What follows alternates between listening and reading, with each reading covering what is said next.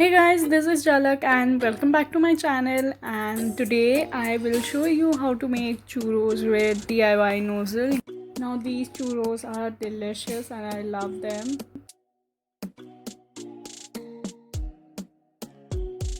So starting up with heating up some water in a pan, and then I'll add some butter. I have used unsalted butter, but you can use salted butter too. Now wait till the butter melts.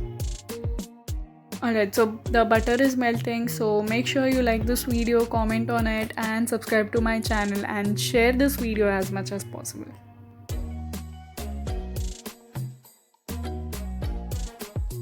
Alright, so some butter is melted. I'll add some sugar and then let the sugar dissolve and let the butter melt. Now let the water simmer. Don't boil it, but let it simmer. Like the flame should be low.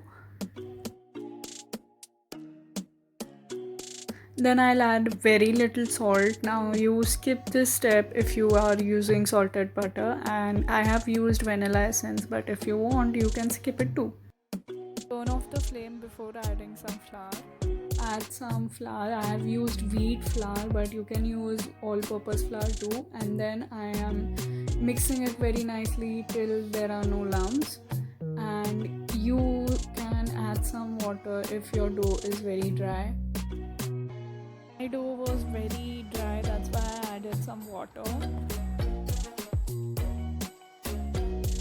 For the DIY nozzle, I have used a bottle cap and then drawn a star and then cut it.